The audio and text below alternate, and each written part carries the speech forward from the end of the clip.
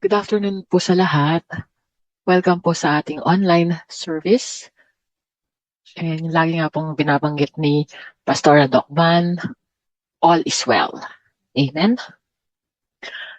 Ngayon pong February, pinag-aaralan po natin yung Book of Hebrews. Hindi man po ako physically nakaka-attend sa mga online gatherings na past weeks, amazing pa din na balikan yung mga replays na pinapost sa ating mga social media platforms. I'm pretty sure po na madami po tayong takeaways sa mga messages na napakinggan po natin the past weeks. This time, we will continue po to study the book of Hebrews.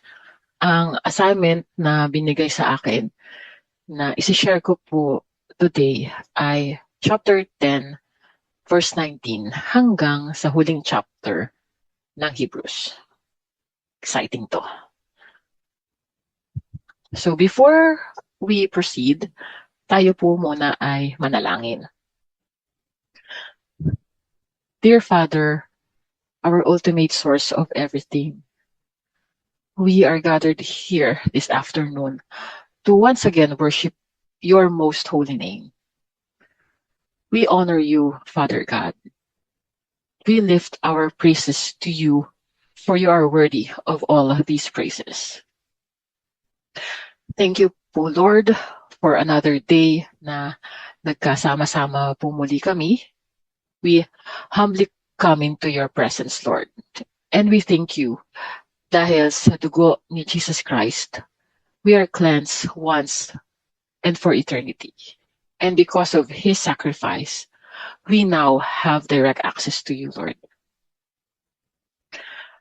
We are here, Lord, not just to listen to your word, but to really learn and meditate on it. As we listen to your word today, O God, free us from any form of distraction na makakahinder sa amin para maunawaan ang iyong salita. Open our hearts and our minds, Lord, so that we may fully understand and absorb your word and your teaching. Thank you, Lord, for using me to be the channel of your word. Edify my lips, Lord. And I pray na lahat po ng lalabas sa aking labi ay maging encouragement sa aking mga kapatid. Maraming salamat po muli, Panginoon. We give you all glory and praises in the name of our Lord Jesus. This we pray. Amen. Amen. Hallelujah. Just to give you a summary lang po, yung Hebrews chapter 1 to 9 po, binanggit doon na si Jesus ay greater than the angels and he is fully divine. He is also greater than Noah, Moses, Joshua, and other prominent and faithful people in the Old Testament. Jesus also is the high priest, greater than, quote unquote, the law, and he is the new covenant. Last Sunday and nung Thursday, and thank you Lord dahil physically naka-attend ako nung Thursday. And kung maalala po natin, na-share po ni Pastora Teacher Shell yung tungkol kay Jesus as the new covenant and high priest. So balikan lang po natin yun ng very, very light. Kasi di ba, before dumating si Jesus, annually, nagsasacrifice at nag-o-offer yung mga priest ng mga animals para ma-cleanse yung mga kasalanan. Sa case na ganun, every year, papaalala sa mga tao, yung mga tao noon, so papaalala how sinful they were, na taon-taon, kailangan pa nila mag-offer ng katawan at dugo ng hayop para lang ma-cleanse yung mga kasalanan nila. Diba sinabi yon sa Hebrews 10 verse 3. But those sacrifices are an annual reminder of sins. In reality po, hindi naman po talaga siya nakakatanggal ng sins. Ibinanggit din po yun sa Hebrews chapter 10 verse 4. It is impossible for the blood of bulls and goats to take away sins. Kaya, binigay ng ating Father God ang kanyang only Son na si Jesus as a sacrifice to cleanse our sins once and for all and forever. It was indicated sa Hebrews chapter 10 verse 8 to 10 na kausap ni Jesus si God the Father dito. Sabi sa verse 8. First he said, sacrifices and offerings, burnt offerings and sin offerings you did not desire, nor were you pleased with them, though they were offered in accordance with the law. Then he said, here I am. I have come to do your will. He set aside the first to establish the second.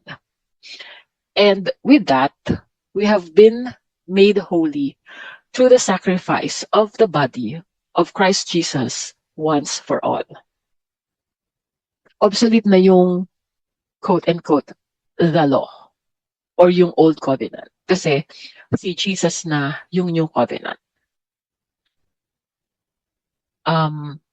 Binigay ng ating Ama, ngayong ating Ama sa langit, ang kanyang only Son to cleanse our sins and redeem us from eternal death. So sabi, for all.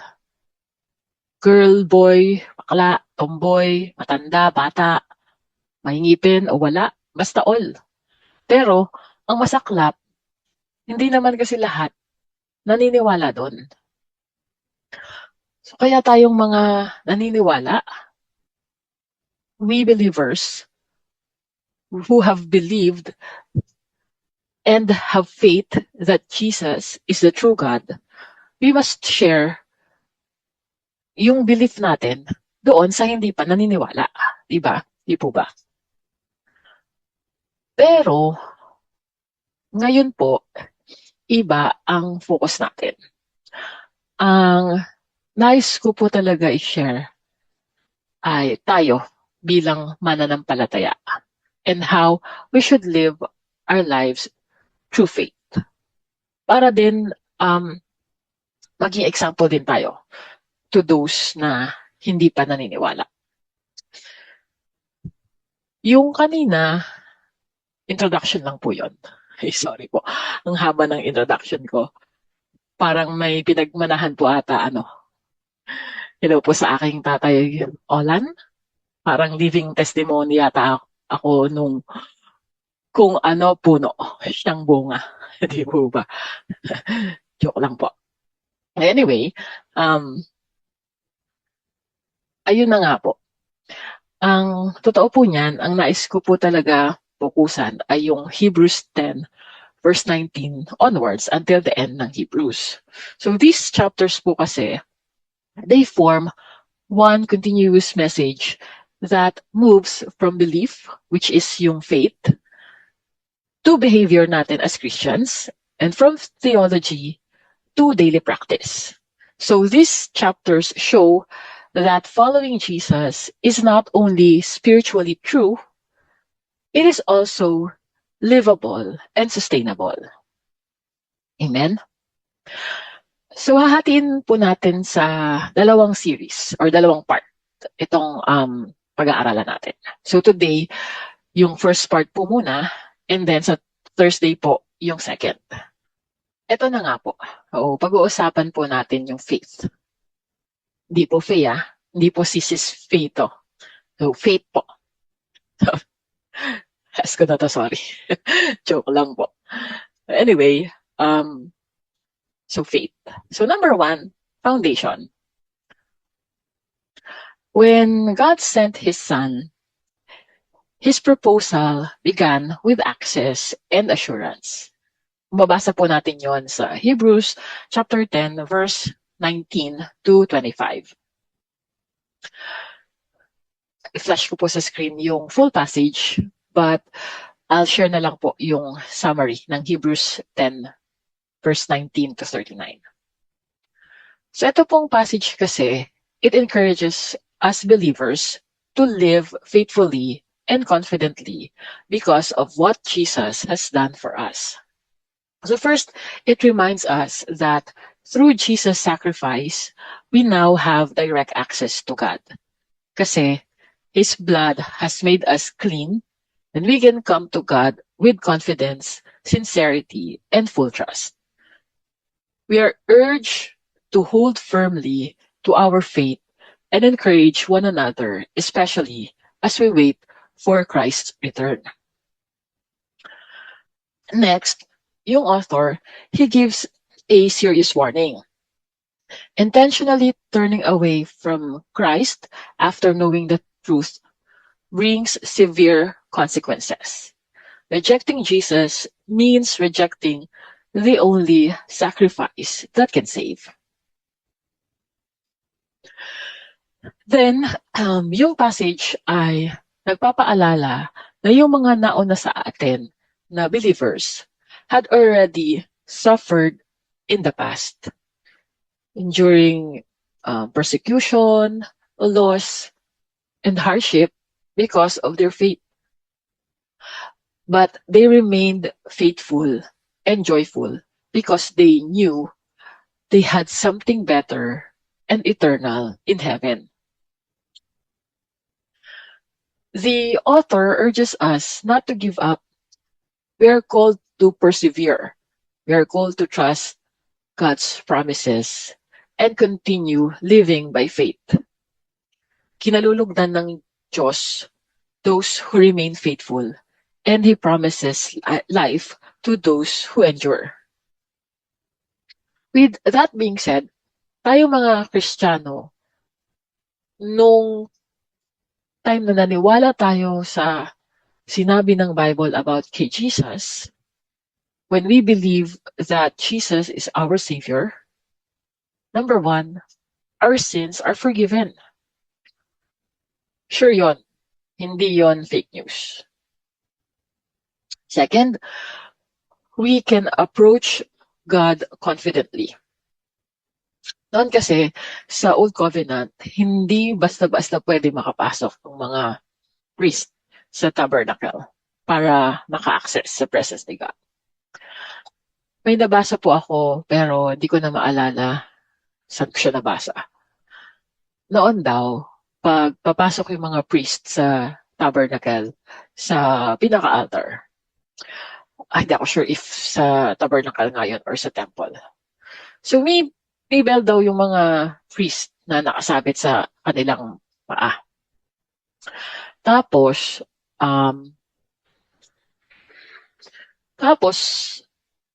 yung bell na yun may tali. Tapos yung dulo ng tali, nandun naman siya sa side ng iba pang mga priest na nasa labas. So pag pumasok na sa presence ni God, yung priest, at hindi kinaya ng katawang lupa ng priest yung presensya ni God, nadeded sila. At pag hindi na natunog yung bell, it means dead na talaga. So, hinihila nung mga priest sa labas yung tali para mailabas yung body. So, verify natin yun kay Pastor O, if legit yun. Pero ito ang legit talaga. Dahil si Jesus ang ating high priest, we are given unlimited access to God. Pwede natin ma-feel yung presence ni God anytime. Di ba ang galing nun? Amazing talaga si God. Hindi po ba? Yeah, amen. And yung third, our relationship with God is secure. Kasi yung backer natin, which is si Jesus, matindi. Malupit, di ba? So talagang secured tayo kay God. Pero, as Christians, dahil hindi naman talaga madali ang buhay ng Kristiyano, we experience a lot of hardship, sufferings, name it. Hindi madali ang buhay ng Kristiyano. Pero, ito'y masayang tunay. And may warning din naman um, sa buhay natin as Christians. So, nasa Hebrews 10 verse 26 onwards yon. So, number 1, do not give up. Kahit na mahirap yung buhay as Christians, don't give up. Second, do not turn back. Kasi may consequence yun eh. We already know the truth. Why should we turn back? Diba? And third, persevere in faith. So dito sa mga nabanggit ko, this establishes why faith is possible. Kasi may foundation. We are accepted by God. Therefore, we can live faithfully. Yung faith natin kay Jesus, yung pinaka-foundation natin. And without this foundation, obedience would feel impossible. Amen po ba? So yun. Second, the evidence. The evidence. The author of Hebrews proves that this life of faith is doable. The proposal is not unrealistic. Hebrews 11 is often called the Hall of Faith. Hindi po Hall of Fame, Hall of Faith. Kasi it highlights people in the scripture who lived by faith and trusted God's promises. So, flash ko po dito yung first 2 verses in NIV and New King James Version combined. And let me share din po a summary noong Hebrews 11. Mahaba po kasi yung chapter if babasahin po natin. Pero pwede nyo naman din pong basahin yung passage if may mga Bible po kayo with you. So ayun, faith is defined as being confident in what we hope for and certain of what we do not see. So faith means trusting God even when promises are not yet visible. Sabi din yan sa 2 Corinthians 5 verse 7. For we live by faith and not by sight. Hebrews 11 gives many examples of faithful people such as Abel, Noah, Abraham, Moses, and others. Other people in the scriptures who obeyed God and relied on Him despite uncertainties, despite danger or hardship. Naalala niyo po ba si Noah? He obeyed God para gumawa ng ark kahit na nagmumukha na siyang ewan sa mata ng mga tao nung time na yon. Pero syempre hindi lang si Noah. So these people followed God's instructions, left their comfort zones, endured sufferings, and waited patiently for what God has promised. Pero in reality, many of them did not really receive everything that God promised during their lifetime. Despite that, they trusted that God's plans were greater and would be fulfilled in the future. They lived as strangers and pilgrims on earth, knowing that their true home was with God. This serves as encouragement sa atin in our lifetime na kahit hindi natin fully ma-receive yung everything that God has promised us, we know that the ultimate promise is to be home with our Father in heaven.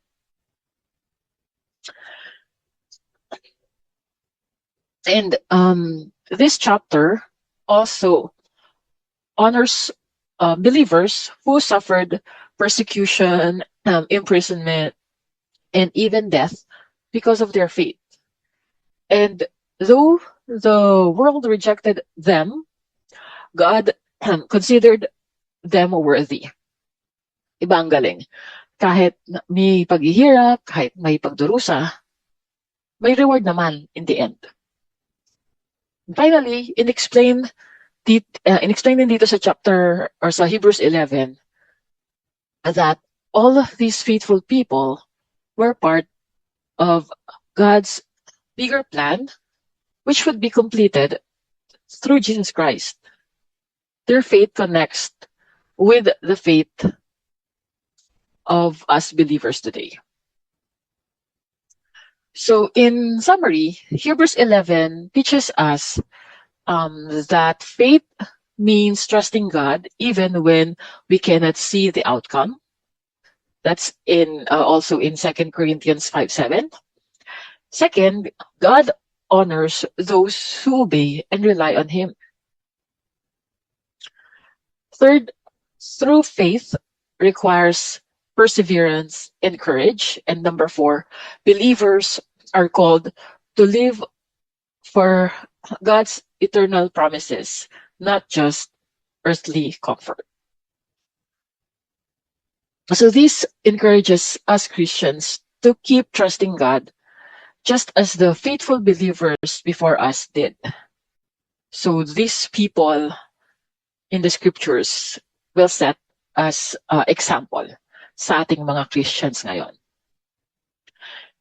And this shows that faith works in real life.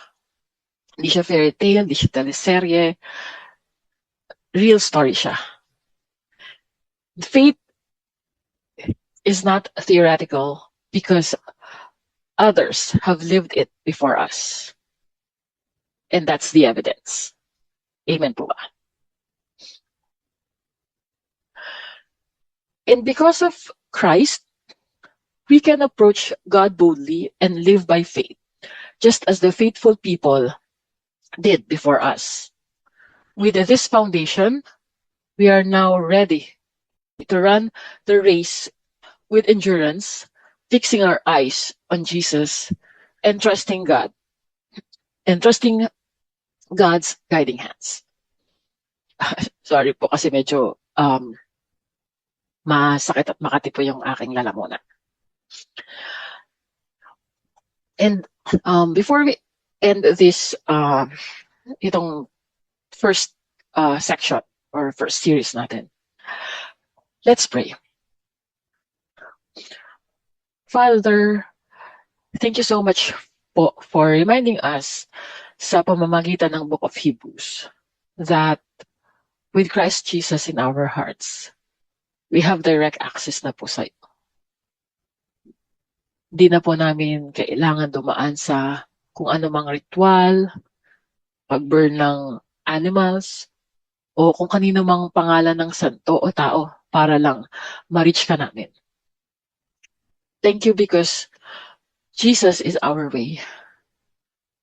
Thank you for giving your Son, Jesus, once for all. And thank you din po, Lord, for reminding us about the lives of the people in the scriptures to live our lives in faith. Let your word, walk in faith, not by sight, be our anthem as we endure and persevere in our journey here on earth. Be with us always, Lord. Remind us not to fall away from you because we know the consequences, Lord, kung malayo kami sa iyo. Thank you po again, Father. We give you all honor and praises. You're worthy of all the praises on earth, Lord God. And this we pray in Jesus' name. Amen. So wag po kayong mawawala this Thursday. Pag-uusapan po natin ang practical application ng living by faith. See you po mga kapatid. God bless everyone. Shalom.